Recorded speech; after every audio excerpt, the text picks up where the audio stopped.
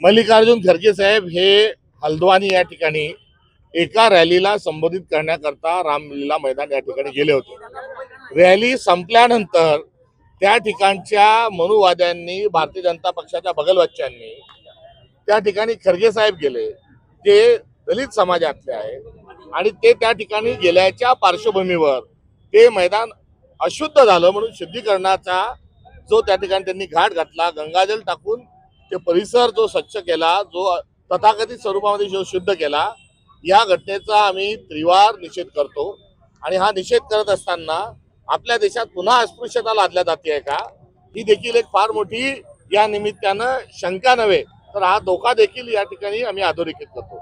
छत्रपती शिवाजी महाराज हे शूद्र आहेत, त्यांचा राज्याभिषेक होऊ शकत नाही, ही प्रवृत्ती अजूनही जिवंत आहे। सावित्रीबाई फुले मुलींना शिकवतात आहे आणि त्या मुलींना शिकवत आहेत म्हणजे धर्म बुडवत आहेत।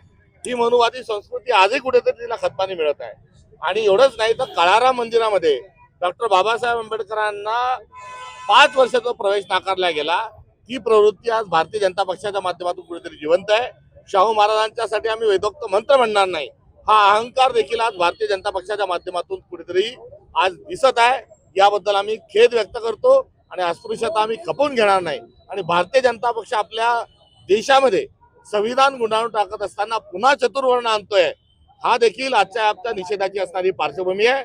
आमचे सर्वोच्च नेते, आमच्या पक्षाचे अध्यक्ष मल्लिकार्जुन खरगे यांच्या गेल्यानंतर जो त्या ठिकाणी तथाकथित स्वरूपाचा जो शुद्धीकरणाचा जो उपक्रम झाला, त्यांना ताबडतोबीनं जेलमध्ये टाकावं, भारतीय जनता पक्षाने विविध पदातून त्यांना खारिज करावं, राष्ट्रीय स्वयंसेवक संघाने त्यांचे कार्यकर्ते असल्याबद्दल अस्पृश्यतेच्या अनुषंगानं आणि सर्व बहुजन नायकाच्या संदर्भातली आपली भूमिका नव्याने एकदा स्पष्ट करावी आणि या सर्व आरोपींवर कठोरात कठोर कायदेशीर कारवाई करावी, ही आजच्या आंदोलनाच्या माध्यमातून आमची महाराष्ट्रव्यापी नव्हे तर देशव्यापी मागणी आहे। राज्यभरामध्ये भाजपकडून तिरंगा रॅलीचं आयोजन केलं जातं, स्वतः मुख्यमंत्री देवेंद्र फडणवीस त्याच्यामध्ये सहभागी होत आहेत। आणि जो भारतीय जनता पक्ष आजचा आहे, त्यांचे जनसंघ असेल, विश्व हिंदू परिषद असेल, राष्ट्रीय स्वयंसेवक संघ असेल, ही त्यांची सगळी जी वंशावळ आहे ती स्वातंत्र्याच्या आंदोलनामध्ये तिरंगा हातात घेत नव्हती, किंबहुना स्वातंत्र्याच्या आंदोलनाला, स्वातंत्र्याला विरोध करत होती।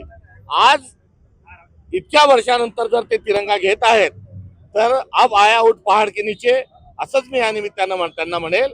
आणि यासोबतच त्यांनी देशाच्या स्वातंत्र्य संग्राम सैनिक लढ्यात सहभागी झाले नाही त्याबद्दल त्यांनी माफी मागावी।